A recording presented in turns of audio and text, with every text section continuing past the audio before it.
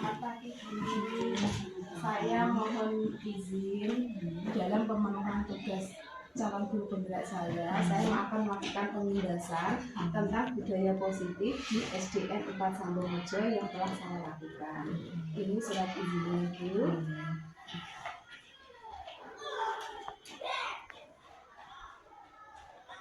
Ya, sudah ini saya terima dan silakan melaksanakan.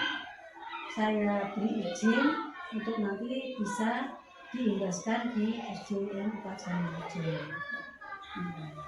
Terima kasih Ibu. Atas suasana. Assalamualaikum.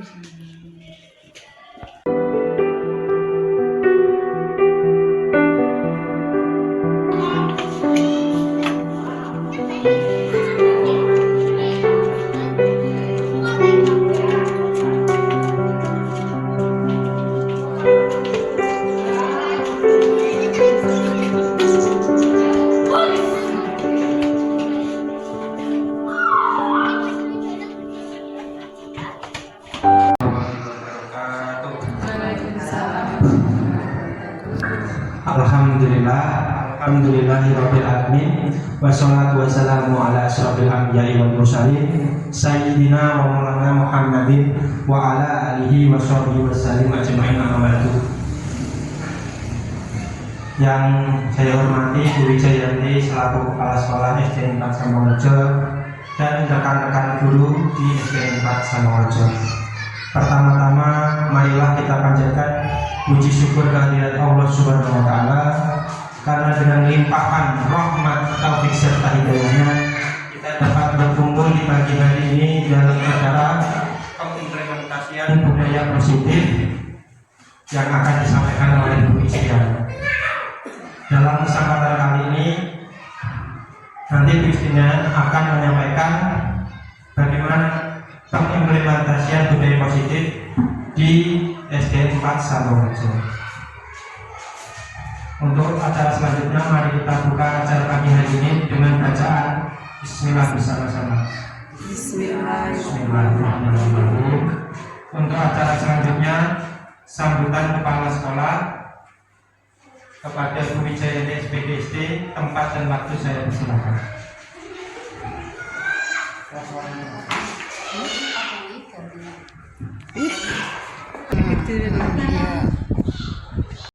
Assalamualaikum warahmatullahi wabarakatuh.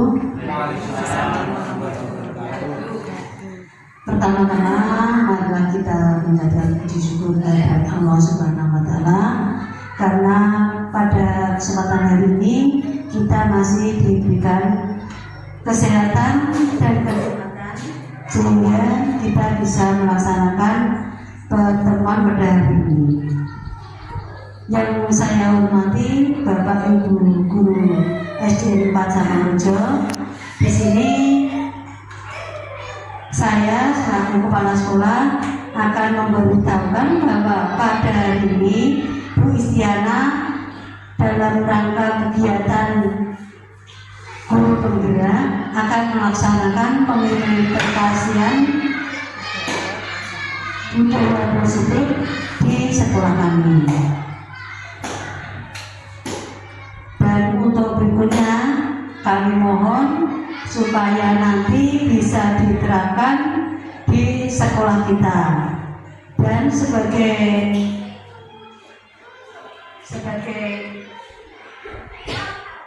contoh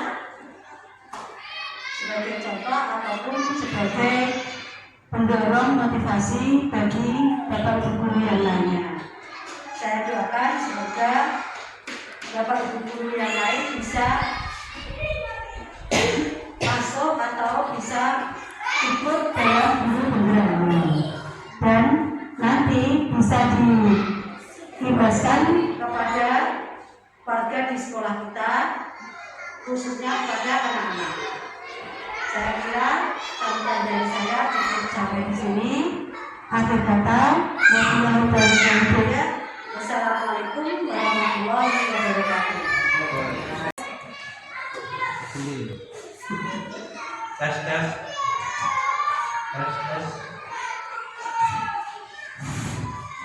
Baik.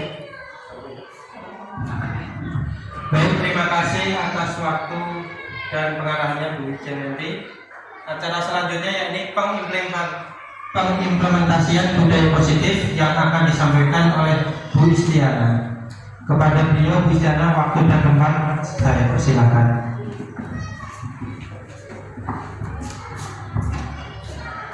Assalamualaikum warahmatullahi wabarakatuh. Yang saya hormati Ibu Kepala Sekolah SD 4 Sambongrejo Ibu Wijayanti SPD SD, dan yang saya hormati pula Bapak Ibu Guru SDN 4 Sambongrejo. Terima kasih untuk waktu yang telah bersedia meluangkan waktu untuk ikut hadir dalam pengimplementasian budaya positif yang akan saya sampaikan dalam rangka untuk memenuhi tugas calon guru penggerak angkatan 10. Mari kita awali dengan ice breaking dulu ya.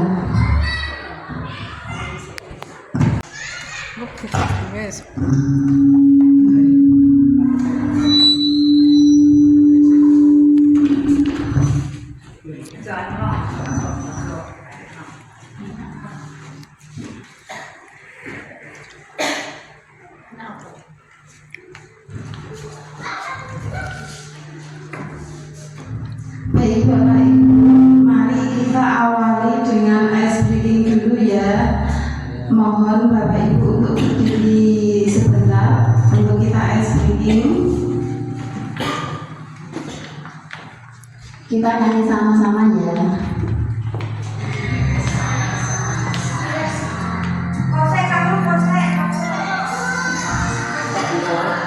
Menggapai bintang, tangan ke samping, burung yang terbang, tangan ke depan, ikan berenang, duduk yang rapi, siap berdoa.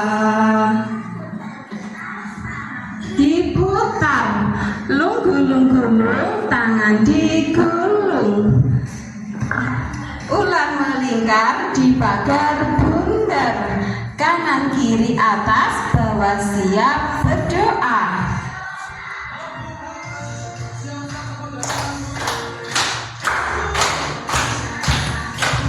Tepuk jari 2, tepuk jari 3, tepuk jari 4, tepuk jari 5, berbunyi semua 1, 2, 3, siap berdoa.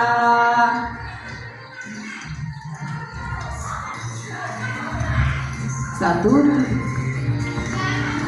Jadi aku buat jembatan panjang, 2 jari kanan, 2 jari kiri, ku gabung jadi 4, ku buat kamera cekrik, 3 jari tangan, 3 jari kiri, ku gabung jadi 6, ku buat menara tinggi, 4 jari kanan, 4 jari kiri, ku gabung jadi 8, ku ke 4 jari kanan, 5 jari kiri, ku gabung jadi 10.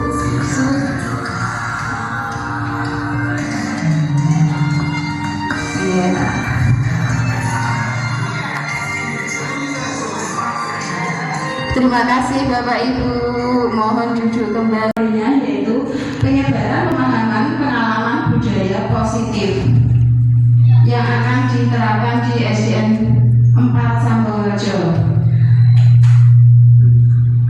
Menurut filosofi Ki Hajar Dewantara, pendidikan itu benar, anak-anak itu seperti seorang tanaman, kita bercocok tanam. Jadi anak-anak tanaman, bibitnya seperti bibit, nah kitalah petaninya. Kita yang mengolah anak-anak bagaimana supaya menjadi bibit unggul. Jika bibitnya tadi, meskipun bibitnya itu bukan bibit unggul, tapi kita mengolahnya dengan baik, maka insya Allah anak-anak nanti bisa berhasil. Itulah filosofi Ki Hajar Dewantara tentang pendidikan. Tujuan pendidikan untuk Ki Hajar Dewantara yaitu menuntun segala yang ada pada anak agar mereka dapat mencapai keselamatan dan kebahagiaan yang setinggi-tingginya, baik sebagai manusia maupun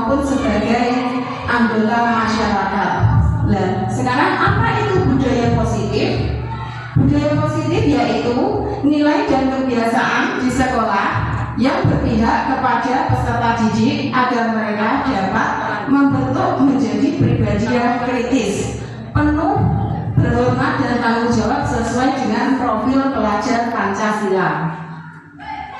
Konsep budaya positif sendiri itu ada perubahan paradigma, disiplin positif, kebutuhan dasar, motivasi, keyakinan kelas, dan segitiga restitusi.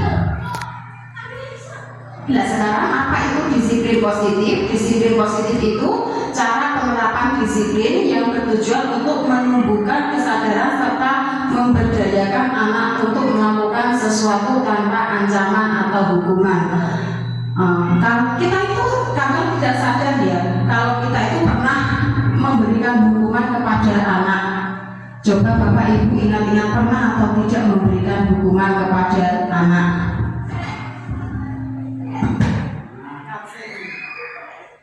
Kalau kita itu pernah memberikan hukuman kepada anak, pernah. Contohnya apa, Pak?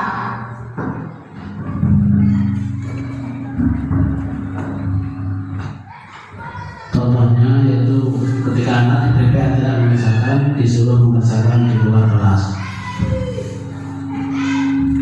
Nah, itu adalah kebiasaan yang biasa kita lakukan. Dulu saya sebelum mengikuti pendidikan bergerak juga melakukan seperti itu, Bapak Ibu. Saya kalau ada anak tidak mengerjakan PR, ayo kerjakan di luar kelas. Tapi ternyata itu salah, karena itu sekarang kita belajar bersama-sama ya. Kenapa kok itu bisa disebut dengan salah? Kebutuhan dasar manusia adalah segala sesuatu yang kita lakukan untuk mendapat apa yang kita inginkan. Seluruh tindakan yang kita lakukan memiliki tujuan tertentu. Nah, kebutuhan manusia itu adalah kebutuhan hidup, kasih sayang, diterima, penguasaan, kebebasan, dan kesenangan. Motivasi perilaku manusia, jadi kita menghindari ketidaknyamanan dan hukuman. Nah, itu tadi termasuk hukuman. Kenapa kok bisa termasuk hukuman?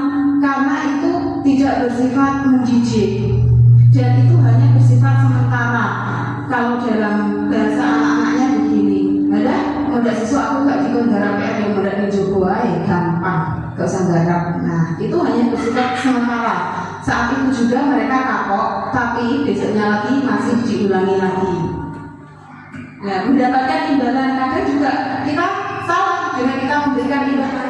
Siapa yang mengerjakan PR nanti bukis jajan, bukis beri jajan, itu juga salah karena itu bersifat sementara. Nah, di sini kita harus menghargai, harus menumbuhkan rasa supaya menghargai nilai kebajikan dari diri sendiri. Jadi kita itu di sini bertugas untuk menumbuhkan rasa percaya diri, rasa nilai-nilai menghargai. Oh, inilah tanggung jawab saya. Oh, saya tidak boleh melanggar aturan karena hanya diiming-iming dengan imbalan atau hukuman. Nah, sebelum kita melakukan kebajikan itu tadi itu ada di segitiga restitusi. Lah, kita melakukan keyakinan kelas dulu. Nah, ini adalah hukuman dan penghargaan. Kalau hukuman itu menyakitkan, tidak nyaman, murid takut, memaksa, sifatnya memaksa. Terus kadang kalau sudah dia dihukum, tahu akan dihukum, dia akan menyembunyikan kesalahan, dia akan berbohong. Dia lebih memilih berbohong supaya menghindari hukuman. Kalau penghargaan itu sendiri itu tidak efektif karena itu akan merusak lingkungan. Nah, itu anak itu akan menjadi iri sama temannya kalau kita memberikan penghargaan. Teman saya kok diberi hadiah itu ya sama guru ya, kok saya tidak ya, padahal saya mengerjakan PR. Itu penghargaan itu akan menimbulkan rasa iri kepada sesama teman dan itu akan berdampak buruk sekali. Terus sekarang konsep disiplin dengan identitas gagal yaitu konsekuensi dan restitusi. Kita harus menanamkan anak setiap perbuatannya itu ada konsekuensinya. Konsekuensi itu jangka pendek, berlaku jangka pendek dan perlu monitoring berkelanjutan, stimulus respon. Murid harus menghargai peraturan, kehilangan waktu untuk merawat Sedangkan untuk restitusi, murid bertanggung jawab untuk perilaku, terus fokus membantu masalah dalam jangka panjang. Jadi ini di restitusi ini, murid ini menyadari kesalahannya sendiri dan jangka panjang mereka tidak akan mengulanginya lagi.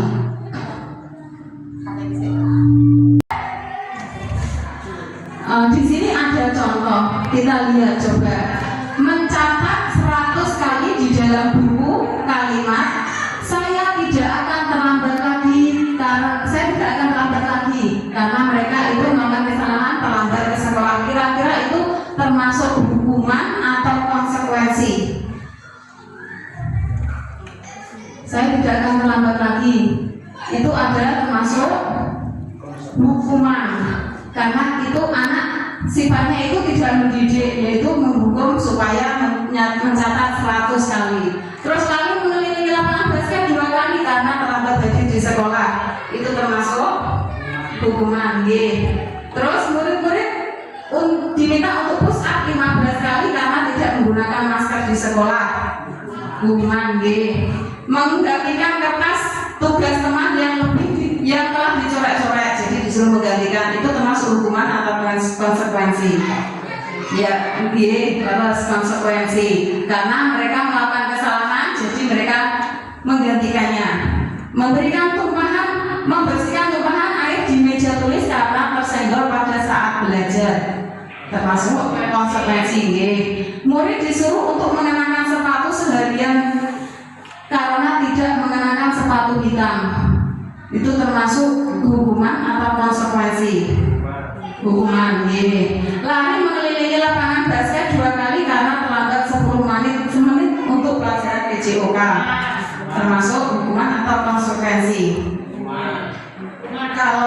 Kalau untuk PJOK sendiri, karena kan pelajaran PJOK itu pemanasannya kan butuh fisik. Nah, untuk lari itu bukan termasuk hukuman, tapi termasuk konsekuensi. Nah, itu kan diberi konsekuensi, jadi sekalian pemanasan. Jadi lari itu termasuk konsekuensi.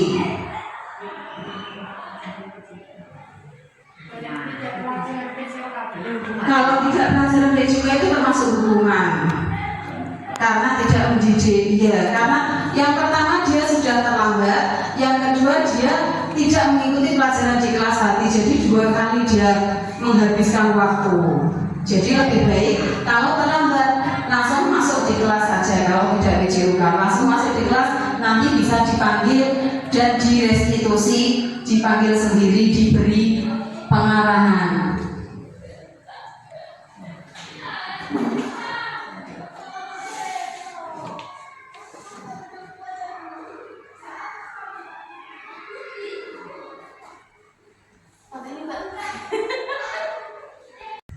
Baik Bapak Ibu, ini ada konsep disiplin pendekatan restitusi. Di sini pengertian restitusi yaitu restitusi proses menciptakan kondisi bagi murid untuk memperbaiki kesalahan mereka, sehingga mereka bisa kembali pada kelompok mereka dengan karakter yang lebih kuat. Ciri-cirinya yaitu bukan menebus kesalahan, namun belajar dari kesalahan, terus memperbaiki hubungan. Tawaran bukan paksaan, menuntut anak melihat ke dalam diri, mencari kebutuhan dasar yang mendasari tindakan, fokus pada karakter dan tindakan, menguatkan dan fokus pada solusi. Jadi kita memberikan solusi. Pada restitusi ini kita memberikan solusi. Misalkan anak tadi tidak mengerjakan PR, nah kita tidak memberikan hukuman dengan menyuruh mereka keluar kelas, tapi kita memberikan solusi bagaimana caranya supaya besok mereka tidak mengulangi kesalahan lagi. Ini perbedaan antara hukuman, konsekuensi, dan restitusi. Kalau hukuman itu guru menghukum siswa tersebut lari mengelilingi lapangan sekolah sebanyak 3 kali, terus guru marah dan murid menjadi takut, akhirnya tidak konsentrasi belajar. Sedangkan kalau konsekuensi, guru memberikan konsekuensi untuk mengerjakan PR-nya saat istirahat atau dikerjakan sebanyak 3 kali lipat. Nah, itu konsekuensi. itu bukan termasuk hukuman meskipun mengerjakan 3 kali lipat ya, karena di situ dengan anak menulis 3 kali lipat dia akan lebih paham dengan PR tersebut. Jadi dirasa itu anak bisa lebih mengerti. Terus guru tegas dan siswa menghormati peraturan. Sedangkan kalau restitusi, guru menanyakan keyakinan kelas dirinya dan membantu siswa menyadari masalahnya. Jadi mereka didorong sama gurunya, kamu keyakinan kelas apa yang sudah kamu langgar. Nah, mereka didorong supaya tahu, ternyata saya tidak mengerjakan PR. Nah, mengerjakan PR itu termasuk kesalahan, termasuk melanggar keyakinan kelas yang apa? Oh, disiplin, saya tidak disiplin dalam mengerjakan tugas. Nah, mereka itu didorong supaya dia tahu apa kesalahannya. Terus guru terbuka dan siswa menghormati dirinya dan orang lain. Ini 5 posisi kontrol kita sebagai restitusi, yaitu penghukum, pembuat rasa bersalah, teman, pemantau, atau manajer. Nah, kita biasanya, termasuk saya juga seperti itu. Dulu itu saya sebagai penghukum, pembuat rasa bersalah. Terus saya teman, saya kira itu kalau saya menjadi teman, saya bisa merubah mereka. Ternyata tidak. Kadang mereka itu kalau anak-anak itu kadang malah apa ya, udah aku temannya terus akhirnya malah meremehkan kalau kita menjadi temannya. Terus pemantau dan manajer. Ini contoh penghukum. Penghukum itu patuhi aturan sekolah lalu berdiri di depan kelas. Nah, seperti itu contohnya. Kalau pembuat rasa bersalah, berapa kali bu guru harus memberitahu kamu? Bu guru kecewa sama kamu. Nah, itu pemberi rasa bersalah. Jadi anak itu, aduh, bu guru kok kecewa ya. Nah, itu pemberi rasa bersalah. Terus sedangkan teman, ayolah, nah mengajak, ayolah, tolong kerjakan ya, tolong bantu ibu ya. Nah, itu sebagai teman. Kalau pemantau, kamu sudah melanggar apa peraturan dan konsekuensinya. Sedangkan kalau manajer, apa kamu tahu kesalahanmu? Kira-kira bagaimana kamu akan memperbaiki kesalahan ini? Jadi anak-anak itu didorong supaya mereka itu berpikir bagaimana cara memperbaiki kesalahan. Nah, ini posisi kontrol. Apakah aku? Saya kecewa sekali dengan kamu. Nah, ini tadi masuk posisi kontrol apa? Posisi kontrol penghukum, pembuat rasa bersalah, teman, pemantau, atau manajer? Pembuat rasa bersalah. Yes, betul. Terus ini kamu tidak pernah belajar, pernah melakukannya. Ini termasuk posisi kontrol apa tadi? Merasa bersalah, penghukum, pemantau. Itu termasuk penghukum. Terus apa rencanamu untuk menyelesaikan masalah ini? Ini sebagai manajer. Terus ayolah lakukan demi bapak ibu. Nah, ini teman. Terus teman, kamu tidak pernah mendapat nilai jika tidak mengerjakan tugas. Ini posisi sebagai pemantau. Terus keyakinan kelas. Mengapa keyakinan kelas? Mengapa bukan peraturan kelas? Nah, di kelas itu kita membuat keyakinan kelas. Kenapa kok namanya itu keyakinan kelas, bukan peraturan kelas? Padahal itu adalah bisa membuat mereka menaatinya. Kenapa kok namanya keyakinan kelas, bukan peraturan kelas? Nah, kalau membentuk keyakinan kelas itu bersifat abstrak, terus pertanyaannya itu universal, dibuat dengan pemetaan, pernyataan yang positif, terus sedikit saja agar mudah diingat, sesuai dengan kondisi kelas dan semua warga kelas itu dilibatkan. Kalau peraturan kelas tadi itu biasanya itu hanya gurunya saja yang membuat, dan kata-katanya itu panjang, jadi anak itu susah untuk mengingatnya. Nah, ini contoh untuk membuat keyakinan kelas. Contoh keyakinan kelas yang pertama, beriman dan bertakwa. itu anak bisa menjabarkan sendiri. Bertanggung jawab itu dalam hal apa? Misalkan contohnya melihat temannya disiplin apa contohnya? Misalkan tadi datang tepat waktu mengerjakan tugas, terus tanggung jawab tadi apa? Misalkan ada PR, dia benar-benar bertanggung jawab selesai mengerjakan tepat waktu. Terus sopan santun dalam artian juga mereka bisa menjabarkan sendiri. Sopan santun, budayakan salim sama bapak ibu guru sebelum berangkat sama saat pulang. Terus menggunakan, kalau dari kita orang Jawa menggunakan bahasa Jawa unggah-ungguhnya itu saling menghormati itu bisa mereka mendeskripsikannya sangat banyak sekali. Jadi kalau dalam keyakinan kelas cukup ditulis saling menghormati. Terus bersikap jujur. Ini segitiga restitusi. Yang pertama yaitu menstabilkan identitas, validasi tindakan yang salah, dan menanyakan keyakinan.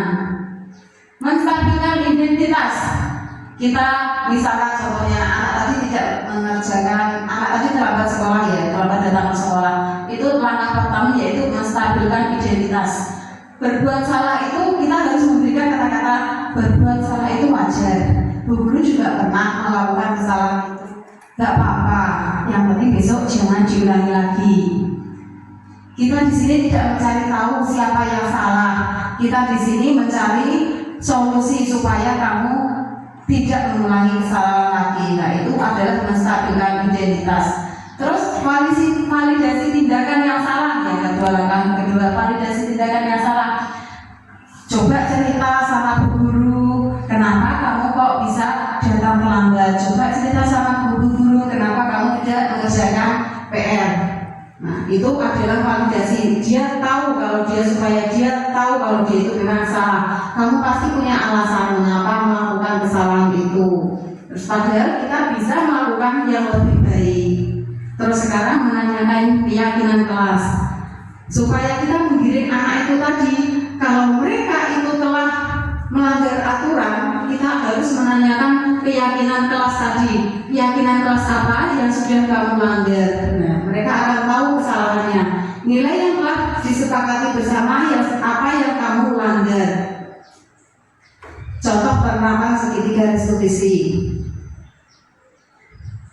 Nah, di sini saya akan menanyakan video tentang kasih enggak?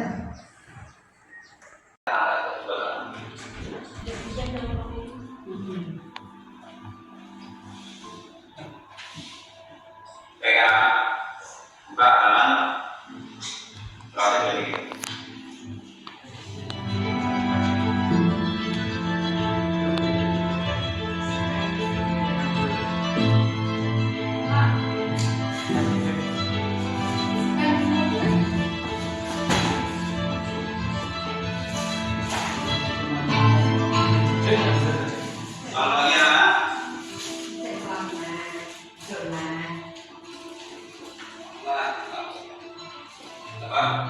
Apa rasanya apa? Sekarang yang melakukan seperti kemarin.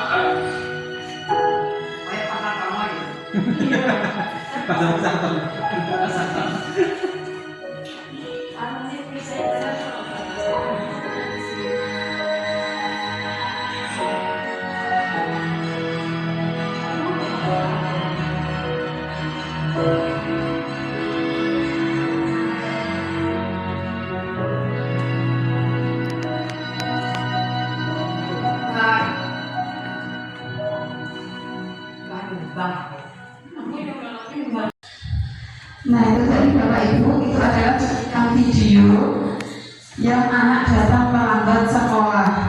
Setiap hari datang terlambat, padahal dia mempunyai alasan yang baik, yaitu membantu orang tua. Nah itu gurunya tadi bersifat sebagai penghukum tanpa mengetahui alasannya. Adakah segitiga restitusi dulu, jadi langsung memvonis anak tersebut untuk dihukum. Nah sekarang juga Bapak Ibu ada atau tidak di sini yang pernah dihukum sewaktu mengalami pendidikan di SD, SMP maupun SMA atau bahkan kuliah? Ada yang mengalami kejadian dihukum? Ada, ya. Monggo Ibu.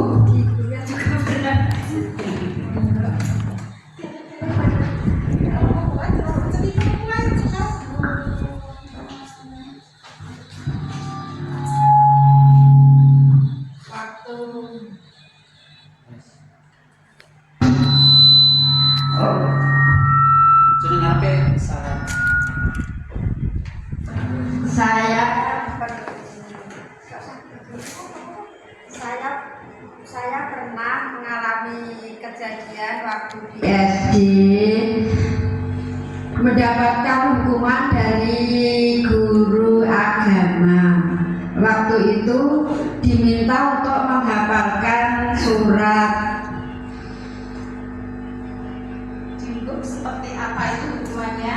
Hukumannya saya disebut pakai dinding yang waktu itu dari bambu sampai berdarah. Tapi waktu itu semua nggak takut karena hukuman itu membuat saya menjadi hafal dengan menghafal surat pendek tersebut. Tapi saat dihukum itu perasaan yang jenengan bagaimana? Sakit? Perasaannya takut melihat Pak Guru itu takut. Pak Guru masuk ke kelas itu saya sudah ketakutan. Untuk hari berikutnya saya nggak takut karena di rumah saya sampai larut untuk menghafal surat pendek tersebut. Nah, ya, terima kasih.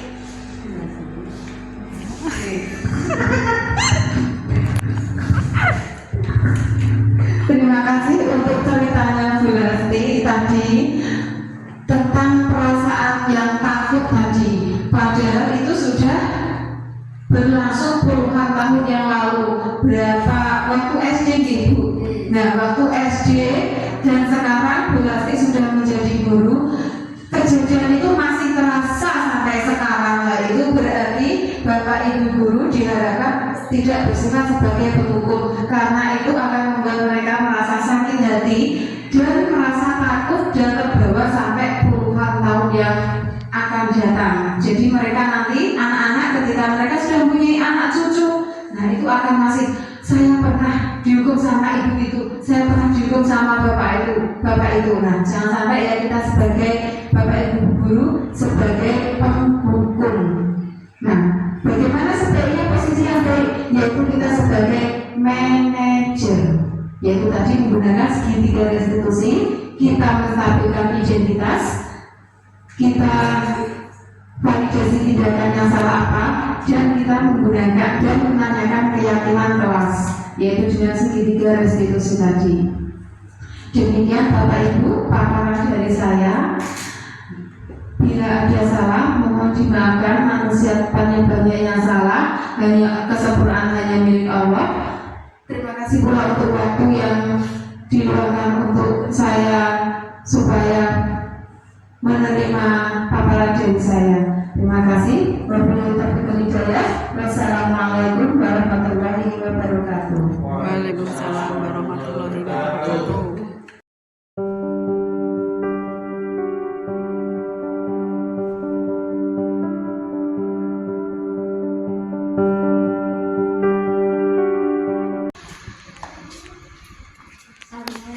Waalaikumsalam. Mas Aska datang terlambat. Ya, langsung duduk ya. Selamat pagi Mas Aska. Ya, sudah sarapan? Sudah. Mas Aska tahu kenapa dipanggil ke sini? Tidak tahu. Mas Aska tadi datang ke sekolah jam berapa?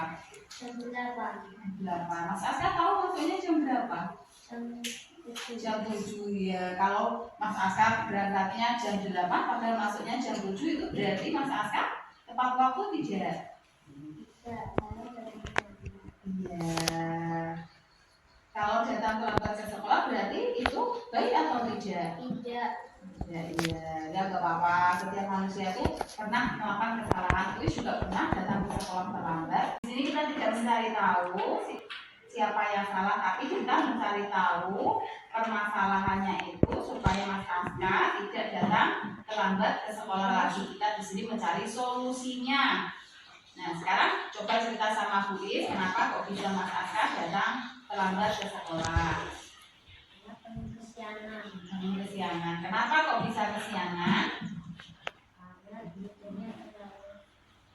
Kok tidur terlalu malam, berarti Mas Aska tidurnya jam berapa?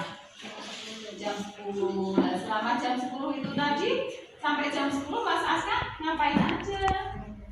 Main HP. Oh, berarti Mas Aska tidurnya jam 10 karena mainan HP. Itu termasuk perbuatan baik atau tidak?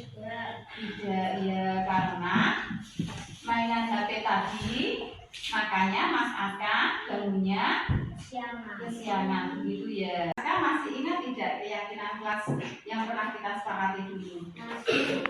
Keyakinan kelas apa yang sudah Mas Aska langgar? Disiplin. Kira-kira disiplin itu penting tidak? Penting. Disiplin itu harus kita terapkan supaya kita tidak terlambat lagi datang ke sekolah. Nah, supaya bisa disiplin dan tidak melanggar keyakinan kelas lagi, apa yang bisa Mas Aska lakukan?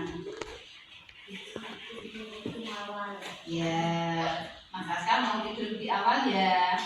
Kalau bangunnya tidak kesiangan lagi, berarti apa yang akan dilakukan? Memasang alarm ya. Tadi Mas Aska bilang mau tidur lebih awal dan tidak terlalu malam, terus masang alarm. Kalau jika Mas Aska benar-benar melakukan tidur lebih awal dan masang alarm, insya Allah Bu Is yakin Mas Aska tidak akan terlambat lagi. Bisakah Mas Aska datang tidak terlambat lagi? Bisa. Janji? Oke, sip. Terima kasih. Tos dulu dong.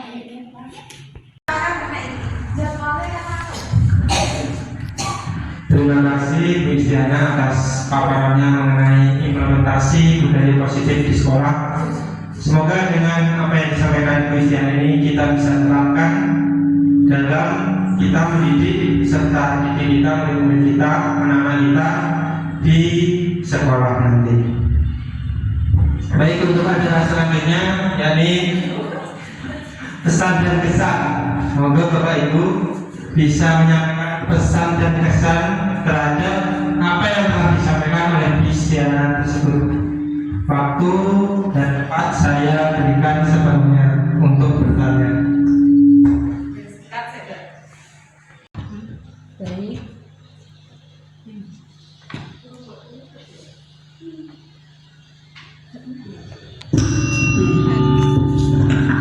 Baik, terima kasih.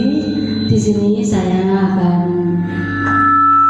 memberikan pesan dan kesan terhadap kegiatan pada hari ini dengan narasumber Bu Istiana tentang pengimplementasian budaya positif di sekolah. Saya kira untuk Bu Istiana sudah melaksanakan tugas dengan baik, dan harapan saya semoga dengan adanya program guru penggerak ini di sekolah kami, supaya saya mohon supaya Bapak Ibu guru yang lain bisa mengikuti program guru penggerak berikutnya. Dengan pemaparan Bu Istiana, kita semua bisa melihat, bisa membandingkan atau istilahnya mencocokkan dengan keadaan diri kita masing-masing di sekolah. Untuk itu sekali lagi saya minta kepada Bapak Ibu guru yang lain untuk mengikuti program guru penggerak. Saya rasa cukup sekian pesan dari saya. Saya mengucapkan terima kasih. Assalamualaikum warahmatullahi wabarakatuh. Waalaikumsalam warahmatullahi wabarakatuh. Saya Ibu Ina Pujianti. Terima kasih atas kesempatannya. Dengan paparan ini saya jadi tahu bahwa posisi menghukum itu tidak tepat karena dapat menimbulkan trauma atau efek yang tidak baik. Maka dari itu posisi yang tepat itu adalah sebagai manajer, karena kita bisa menemukan solusi atau pemecahan masalah, dengan kata lain problem solving, ya, dengan menggunakan segitiga restitusi. Terima kasih. Dan Bu Ina Pujianti atas pesan dan kesan yang telah disampaikan. Semoga dengan adanya kegiatan ini semakin memperbanyak hasanah ilmu guru-guru, dan semoga dalam penerapan di kehidupan sehari-hari bisa diterapkan seutuhnya. Saya sebagai pembawa acara memohon maaf yang sebesar-besarnya apabila ada salah kata baik yang disengaja maupun yang tidak yang telah disampaikan oleh pemateri dan saya sendiri. Akhir kata, Allahumma fiq ila aqwamit thoriq. Wassalamualaikum warahmatullahi wabarakatuh. Waalaikumsalam.